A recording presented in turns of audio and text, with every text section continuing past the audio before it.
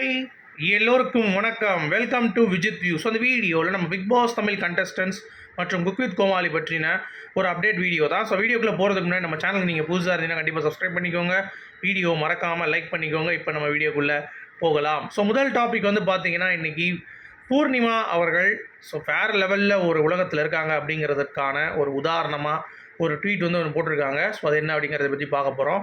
அடுத்து ஓவியா ஹீரோயினாக நடிக்க போகிறாங்க அப்படின்ற ஒரு அப்டேட் வந்து பார்த்திங்கன்னா கிடச்சிருக்கு. ஸோ அவங்க ஏற்கனவே நிறைய படங்கள் வந்து நடித்திருந்தாலும் இப்போ ரீசெண்டாக அதுவும் ஒரு பெரிய பட்ஜெட்டில் ஒரு படம் வந்து பார்த்திங்கன்னா அவங்களுக்கு கிடச்சிருக்கு. அது என்ன அப்படிங்கிறதை பார்க்க போகிறோம். அடுத்து மாயா பேக் டு பேக் ரொம்ப பிஸியான ஒரு பெர்ஃபார்மராக இருக்காங்க. ஒரு பக்கம் தேட்டர், இன்னொரு பக்கம் வந்து பார்த்திங்கன்னா தெலுங்கு படம் ரிலீஸு, இன்னொரு பக்கம் தமிழ் படங்களில் வந்து பார்த்திங்கன்னா ரொம்ப பிஸியாக கதை கேட்டுட்டு இருக்கிறது. இந்த மாதிரி ஏகப்பட்ட விஷயங்கள் அவங்களுக்கு வந்து இருக்குது அப்படிங்கிறது பார்க்க முடியுது. ஸோ அதில் ஒரு தேட்டருக்கான ஒரு ப்ளே அவங்க வந்து பெங்களூரில் நடத்துகிறாங்க. ஸோ அதுக்கு இவங்க வந்து போயிருக்காங்க. அது என்ன ப்ளே அப்படிங்கிறத பற்றி பார்க்க போகிறோம். அடுத்து வந்து மணி. ஸோ மணி உடைய ஃபேன்ஸ் மீட்டில் குமரன் அவர்கள், அதாவது பாண்டியன் ஸ்டோர்ஸில் வருவார்ல குமரன், இந்த கண்ணனுக்கு பதிலாக குமரனே வந்திருக்கலாம் போல, சரவணன் விக்ரமுக்கு பதிலாக குமரன் தங்கராஜனே வந்திருக்கலாம் அப்படின்ற மாதிரி தான் எனக்கு ஒரு ஃபீல் ஆகுது. ஏன்னா அவங்க ரெண்டு பேருக்குள்ளே அவ்வளோ பாண்டு. ஸோ ரெண்டு பேரும் வந்து பயங்கரமாக ஷேர் பண்ணியிருந்தாங்க. ஸோ அதை பற்றி நம்ம வந்து பேச போகிறோம். அடுத்து ஊருக்கு சொல்ல ரெண்டு பொறுக்கிங்க சேர்ந்தா அட்டகாசம் தான் அப்படின்றது நீங்கள் கேள்விப்பட்டிருப்பீங்க. அதே மாதிரி தான் நிக்சனும் சரவண விக்ரமும் சேர்ந்து ஃபன் பண்ணுறேன் அப்படின்ற பேரில் வேறு லெவலில் செஞ்சுருக்கானுங்க. அது என்ன அப்படிங்கிறத பற்றி பார்க்க போகிறோம். அடுத்து ஐஷு ரொம்ப நாளுக்கு அப்புறம் ஒரு போஸ்ட் போட்டு ஒரு காஸ்டியூம் டிசைனராக கூட ஆயிருக்காங்க. ஸோ என்னடா இது ஒரு புது அவதாரம் அப்படின்ற மாதிரி அதையும் பார்க்க போகிறோம். அடுத்து ஷாரிக் இருக்கார்ல, பிக் பாஸ் சீசன் 2 வந்தார்ல, அவர் வந்து சமீபத்தில் ஒரு படம் வந்து லான்ச் ஆகிருக்காரு. அதை பற்றி பார்க்க போகிறோம். சிபியோடைய நியூ மூவி அது எப்படி இருக்குது அப்படிங்கிறத பற்றி பார்க்குறோம். Season 5 contestant Sibi. அடுத்து லாஸ்லியா பிரியாமா கவர்ச்சி பயங்கரமாக இருக்கே அப்படின்ற மாதிரி ஒரு சம்பவம். அப்புறம் குக் வித் கோமாளி பற்றி விசித்ரா வந்து மனம் திறந்து பேசியிருக்காங்க. ஸோ அர்ச்சனா ஒரு புது படத்தில் நடிக்கிறார் அப்படின்ற ஒரு அப்டேட்டு.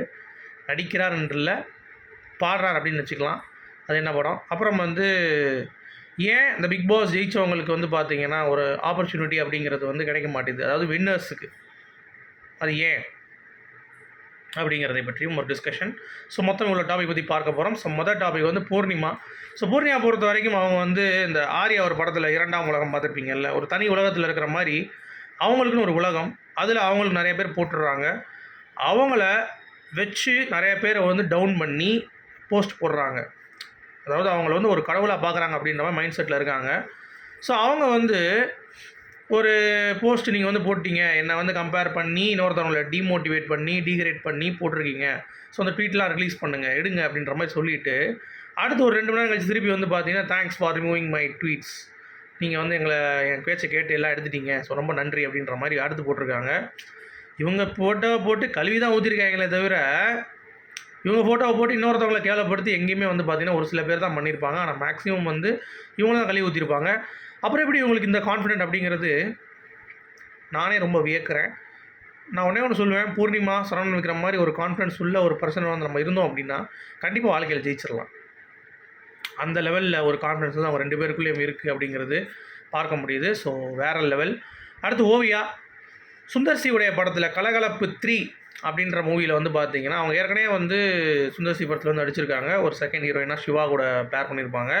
ஸோ அதில் அடுத்தடுத்து நடந்த ஒரு போர்ஷனில் வந்து பார்த்திங்கன்னா கலகலப்புக்கு 3க்கு இப்போ வந்து அப்ரோச் பண்ணியிருக்காங்க அப்படின்ற மாதிரி தகவல் வந்திருக்கு. எப்படியோ ஏதோ ஒன்று லான்ச் ஆகி அங்கங்கே போனால் போதும். ஏன்னா ஓவியா ஆர்மி அப்படின்றதே கிரியேட் ஆகி ஓவியா வேறு லெவலில் ஒரு ஹீரோயின் ஆவாங்க அப்படின்ற மாதிரி எதிர்பார்த்தோம். ஆனால் கடைசி குவார்ட்டர் கட்டிங் 90 ml அப்படின்ற மாதிரிலாம் படம் பண்ணி அவங்களுடைய பேர் வந்து கொஞ்சம் டேமேஜ் ஆச்சு. அடுத்து ஒரு கவர்ச்சியாக கொஞ்சம் ட்ரை பண்ணாங்க, அதுவும் வந்து செட் ஆகலை. இப்போ வந்து பார்த்திங்கன்னா திருப்பியும் கலகலப்பில் வராங்க. ஸோ வெயிட் பண்ணி பாருவோம் அவங்களுக்கு ஒரு கம்பேக்காக இருக்குமா அப்படின்னு சொல்லிட்டு. அடுத்து மாயாவை பொறுத்த வரைக்கும் பயங்கரமாக தேட்டர் பிளேஸு படம், இப்போ வந்து ஃபைட்டர் ராஜா அப்படின்ற மாதிரி ஒரு படம்.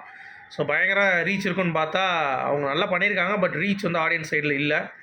அது ஏன்னு உங்களுக்கே தெரியும், கர்மா. ஸோ ஃபைட்டர் ராஜா படத்தில் எதுக்கு இவங்க எடுப்பாங்க அப்படிங்கிறது தெரியல.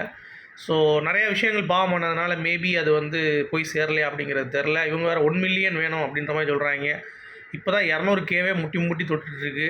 இன்னும் 1 மில்லியனுக்கு எவ்வளோ தூரம் போகணும் அப்படிங்கிறது தான். ஸோ யாராவது மாயா ஃபேன்ஸாக இருந்தீங்கன்னா அந்த டீசரை பார்த்து 1 மில்லியன் எடுத்துகிட்டு வாங்க அப்படிங்கிறத நான் வந்து தாழ்மையாக கேட்டுக்கொள்கிறேன். ஸோ அவங்க தேட்டர் ப்ளே வந்து போயிருக்காங்க. கிந்தன் சரித்திரம் அப்படின்னு சொல்லிட்டு பெங்களூரில். பப்ளிக்லாம் கிடையாது. ஒன்லி அவங்க டேரக்டர் யாரோ வந்து ஆர்கனைஸ் பண்ணுறாங்களோ அதுக்கு இவங்க பண்ணுறாங்க போல தெரியுது. ஸோ அவங்க நம்ம பார்க்க முடியாது, இருந்தாலும் நீங்கள் தெரிஞ்சுக்கோங்க அப்படிங்கிறது தான். அடுத்து மணிச்சந்திரா பொறுத்த வரைக்கும் இந்த பிக் பாஸில் யார் வந்து வின் பண்ணி வேறு லெவலில் இருக்காங்க, அவ்வளோ ஷோஸ் பண்ணுறாங்க, அவ்வளோ ஆட் பண்ணுறாங்க, அவ்வளோ தூரம் வந்து பார்த்திங்கன்னா புகழ் வந்து கிரிட்டுன்னு மேலே போயிட்டுருக்கு அப்படின்னு சொல்லி பார்த்தீங்கன்னா அது மணியை தவிர வேறு யாருமே கிடையாது. ஏன்னா அந்தளவுக்கு அவருக்கு அந்த ஒரு ஸ்பேஸு, அவருக்கான அந்த ரெகக்னேஷன் வந்து கிடச்சிட்டே இருக்குது. உங்களுக்கு தெரியல, ஏப்ரல் 6ஆம் தேதி கனடா போகிறாரு அப்படின்னு சொல்லிட்டு. அப்போ அதுக்கு முன்னாடி ஒரு ஃபேன்ஸ் மீட் மாதிரி வச்சுருந்தாங்களே இந்தியா கிளிட்ஸில். அதில் குமரன் அவர்கள் சொல்கிறாரு, மணி அப்படின்ற ஒரு டெடிகேஷன் இருக்கும். ஸோ நம்ம வந்து ஒரு விஷயம் கேட்குறோம் அப்படின்னா அதை வந்து உயிரை கொடுத்து டெடிகேட் பண்ணி முடித்து கொடுக்காம விட மாட்டான். அதுக்காக சாப்பிட மாட்டான், தூங்க மாட்டான். அந்த விஷயம் பண்ணுற வரைக்கும் அவன் வந்து அவனுடைய முழு டெடிகேஷனையும் வந்து போட்டு ஒரு விஷயத்தை வந்து பண்ணி கொடுப்பான். அதனாலே நான் அடுத்த ஃபியூச்சர் ப்ராஜெக்ட் பண்ணும்போது அவங்க கூட ஒர்க் பண்ணணும். நான் டான்ஸ் ஆடும் பொழுதுலாம் மணியை தான் கூப்பிடுவேன். எனக்கு டான்ஸ் மாஸ்டர் வந்து அவன் தான் பண்ணணும்னு சொல்லிட்டு. ஏன்னா அந்தளவுக்கு அவன் வந்து ஃப்ளெக்சிபிலிட்டி ப்ளஸ் பண்ணணும்னா பண்ணணும் அப்படின்ற ஒரு கேட்டசி வந்து அவனுக்கு வந்து இருக்கும் அப்படின்ற மாதிரி புகழாரம் சூட்டி இருக்காரு. ஸோ குமரன்னா யாருன்னு பார்த்தீங்கன்னா பாண்டியன் ஸ்டோர்ஸில் ஒரு தம்பி அவர் வரல. அதாவது வந்து சரண விக்ரம் போகிறதுக்கு பதிலாக இவர் தான் போகிறதா இருந்துச்சு. பட் கடைசி வந்து சரண விக்ரம் போனாங்க. ஸோ அப்போயே வந்து கடுப்பாயிடுச்சு, என்னடா இது அப்படின்ற மாதிரி. அந்த கடுப்பான மாதிரியே சரண விக்ரம் சரியாக விளையாடல அப்படிங்கிறது தான். ஸோ மேபி இவர் வந்துருந்தாலும் நல்லா இருந்திருக்கும் அப்படிங்கிறது தான் பாயிண்ட்டு. சரி, இவரும் சரண விக்ரமும் நிக்சனும் வந்து பார்த்தீங்க அப்படின்னா ஒரு ஃபன் பண்ணியிருக்காங்க. ஒரு ஹாட்ஸ்பாட் அப்படின்ற ஒரு படம் வந்து நேராக பார்த்துட்டு அவங்க 2 பேரும் ஜாலியாக வைப் பண்ணி ஃபோட்டோ எடுத்து ஒரு பொறுக்கி வாடா அப்படின்ற மாதிரி கூட்டு போய் வந்து பார்த்தீங்கன்னா சுற்றிட்டு இருக்காங்க. ஸோ லைஃப்பை ஜாலியாக என்ஜாய் பண்ணிட்டு இருக்காங்க அப்படிங்கிறது பார்க்க முடியுது. அடுத்து ஐஷு காஸ்டியூம் டிசைனர் ஆகிட்டாங்க. ஸோ மாயா ஃபைட்டர் ராஜா அப்படின்ற அந்த இதுக்கு வந்து போட்டிருந்தாங்க பார்த்தீங்கன்னா, அந்த காஸ்டியூம் அவங்களுடைய ஸ்டைல் எல்லாமே வந்து பார்த்திங்கன்னா நம்ம ஐஷு பண்ண தான். பார்த்தாலே ஒரு ரெட்ரோ லுக் மாதிரி இருந்தது. But it's good. ஸோ ஐஷுக்கு நியூ அவதாரம். ஸோ வெயிட் பண்ணி பார்ப்போம். அடுத்து ஷாரிக் நேற்று இந்த நேரம் அப்படின்னு சொல்லிட்டு ஒரு படம் கமிட் ஆகிருக்காராம். ஸோ செகண்ட் ஹீரோ மாதிரியான். ப்ரெஸ் மீட்லாம் வந்துட்டு நான் வந்து பண்ணியிருக்கேன், கொஞ்சம் சப்போர்ட் பண்ணுங்கள். என்னங்க இவ்வளோ நாள் கழிச்சு பண்ணுறீங்க, உங்கள் அப்பா பேரை சொல்லிட்டு ரியாஸ் கான்லாம் வந்து என்ன அப்படின்ற மாதிரி கேட்டாங்க. ஸோ ஷாரிக் வந்து உமார் ரியாஸ் அண்ட் ரியாஸ் கானோட பையன் அப்படிங்கிறது உங்கள் எல்லாத்துக்குமே தெரியும்.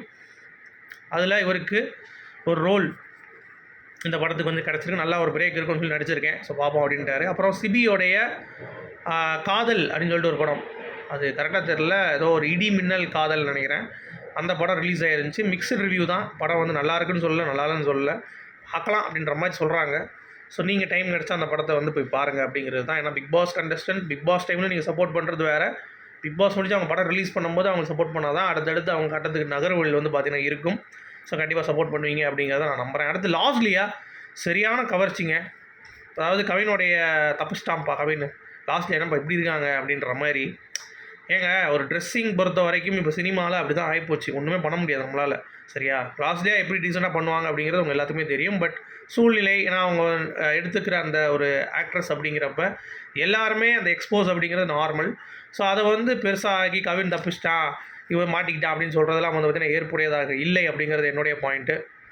நீங்கள் என்ன நினைக்கிறீங்க அப்படிங்கிறத சொல்லுங்கள். அடுத்து குக் வித் கோமாளியை பற்றி விசித்ரா சொல்லியிருக்காங்க. அந்த மாதிரி பட் இல்லைன்னா என்னப்பா இது ஒரு கிக் இருக்காதே அப்படின்ற மாதிரி சொல்லியிருக்காங்க. அப்புறம் குக் வித் கோமாளி ரொம்ப இன்ட்ரெஸ்டிங்காக இருக்கும் அப்படின்ற மாதிரி. அப்புறம் விஜய் அவர்களுடைய அரசியல் பற்றும் படத்தை எப்படி நடிக்கிறாரு, என்ன முடிவு கரெக்டாக அப்படின்ற மாதிரிலாம் பேசியிருக்காங்க. எஜுகேஷனோட இம்பார்ட்டன்ஸ் பற்றி பேசியிருக்காங்க. இந்த போர்ஷன் நீங்கள் பாருங்கள், எந்த ஒரு வன்மமும் கிடையாது. ஸோ டீட்டெயிலாக வந்து பார்த்தீங்கன்னா பேசியிருக்காங்க, நல்லாயிருக்கு. ஸோ விசித்ரா வெரி குட் அப்படிங்கிறது தான். அடுத்து அர்ச்சனா விஜய் படத்தில் ஒரு பாடல் கோட் படத்தில் வந்து பார்த்தீங்கன்னா பாட போகிறாங்க அப்படின்ற ஒரு அப்டேட் வந்து கிடச்சிருக்கு. ஸோ இது வந்து எந்த அளவுக்கு உண்மை அப்படிங்கிறது தெரில, மேபி ரூமராக கூட இருக்கலாம். பட் அர்ச்சனா இப்போ வந்து ஹையர் பண்ணியிருக்க பிஆர் வந்து பார்த்திங்கன்னா கொஞ்சம் எல்லாம் க்ளோஸ், அவங்க கொஞ்சம் அடுத்த லெவல் போவாங்க அப்படிங்கிறது தான். பட் அவங்களுக்கு நடிக்கிறது கிடைக்கல, வாய்ப்பு தான் கிடச்சிருக்கு அப்படிங்கிறது தான், அதுவும் சிங்கிங் பண்ணுறதுக்கு. ஸோ அது வந்து வெயிட் பண்ணி தான் பார்க்கணும். எனக்கு யுவன் சங்கர் ராஜா அப்படிங்கிறப்ப பாசிபிள். ஏன்னா ஜேம்ஸ் வசந்தர் கூட சொல்லியிருந்தாரு, நான் அர்ச்சனா வந்து பாட வைக்க போகிறேன் அப்படின்னு சொல்லிட்டு. ஸோ மேபி அதனுடைய இதாக கூட இருக்கலாம் அப்படிங்கிறது தான். ஸோ வெயிட் பண்ணி பார்க்கலாம், ஓகேங்களா. அது வந்து நல்ல ஆப்பர்ச்சுனிட்டி. அடுத்து பிரதீப்புக்கு இந்த படம் அமையலை, அவரும் வந்து வின்னிங் மெட்டீரியல் அப்படின்ற மாதிரி பார்த்தோம். அர்ச்சனா தான் இந்த இதில் வின்னராக இருந்தாலும் ரியல் வின்னர் ஆஃப் BB7 வந்து பிரதீப் தான். ஸோ அவரும் வந்து ஸ்ட்ரகிள் பண்ணுறாரு. இந்த மாதிரி வின்னர்ஸ் எல்லாருமே வந்து பார்த்தீங்கன்னா பிக் பாஸில் இது வரைக்கும் யாருமே பிக் பாஸ் வின் பண்ணி ஷைன் பண்ணதில்லை. நீங்கள் எடுத்துக்கோங்க, உதாரணத்துக்கு ஆரவ்லேருந்து, ரித்விகாலேருந்து, அசீம்லேருந்து, ஆரியிலேருந்து, அசீம், அப்புறம் வந்து நம்ம அர்ச்சனா, ராஜுலாம் எங்கே போனார்னே தெரில. ஸோ எதுக்குப்பா என்ன ஆச்சு அப்படின்னு சொல்லி கேட்டிங்கன்னா அது என்னமோ ஒரு இதுதாங்க. மிச்சம் எல்லாரும் கூட ஏதோ ட்ரை பண்ணிட்டு இருக்காங்க. அங்கங்க ஃபோட்டோ ஷூட்ஸ் போறாங்க. ஏதோ ஒண்ணு பண்றாங்க. பட் இந்த வின்னிங் மெட்டீரியல் அவங்கள வந்து பார்த்தீங்கன்னா, ஆளே காணோம். அது என்ன பிக் பாஸ் வின் பண்ணா அவ்வளோதான்.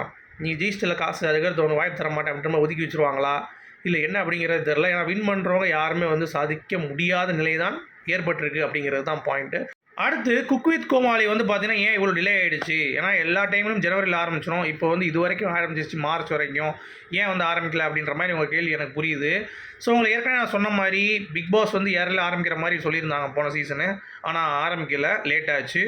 அடுத்து பிக் பாஸ் கொண்டாட்டமும் வந்து பார்த்தீங்கன்னா, பிப்ரவரில முடிஞ்சிரும். ஆனா பிப்ரவரில முடியல. மார்ச்ல தான் வந்து ஆரம்பிச்சு முடிச்சுட்டாங்க. இப்போ குக் வித் கோமாளியும் வந்து டிலே ஆயிருக்கு அப்படிங்கிறது என்ன காரணம் அப்படின்னா, விஜய் டிவிலேருந்து எல்லா ஷோஸையும் வந்து பார்த்தீங்கன்னா, கைமாற்றுவதற்கு பிளான் பண்ணிகிட்டு இருக்காங்க. குறிப்பாக டிஸ்னி ஹாட்ஸ்டார்லேருந்து ஜியோவுக்கு வந்து பார்த்தீங்கன்னா மாற்றுறதுக்கு பிளான்ஸ் வந்து நடந்துகிட்ருக்கு. ஸோ அதில் சன் டிவிலேருந்து ஒரு குரூப் வந்து பிரித்து போயிட்டாங்க. சரிங்களா? இப்போ விஜய் டிவியில் இருக்கிறது கொஞ்சம் வச்சு தான் நம்ம பண்ணணும் அப்படின்ற மாதிரி ஒரு கட்டாயத்தில் விஜய் டிவி இருக்குது அப்படிங்கிறது தான் பாயிண்ட்டு. ஸோ கூடிய விரைவில் என்னால் நடக்கலாம். அம்பானி அவர்கள் இந்த ஐபிஎல் முடித்த பிறகு மேபி அவங்க வந்து பார்த்தீங்கன்னா பிக் பாஸை ஜியோ சினிமாவில் வந்து பார்த்தீங்கன்னா ஒளிபரப்பலாம் அப்படிங்கிறது தான். டிவியும் வந்து மாறுவதற்கான வாய்ப்பு இருக்குது. ஏன்னா அந்த நெகோசியேஷன் தான் இப்போ இருக்காங்க அப்படின்ற மாதிரி தகவல் கிடச்சிருக்கு. ஸோ கைமாறுவதற்கு வாய்ப்புகள் ரொம்ப ரொம்ப அதிகமாக பார்க்கப்படுகிறது அப்படிங்கிறது தான் பாயிண்ட். ஸோ உங்களுடைய கருத்துக்கள் சொல்லுங்கள். மீண்டும் அடுத்த வீடியோ சந்திப்போம். அது வரைக்கும்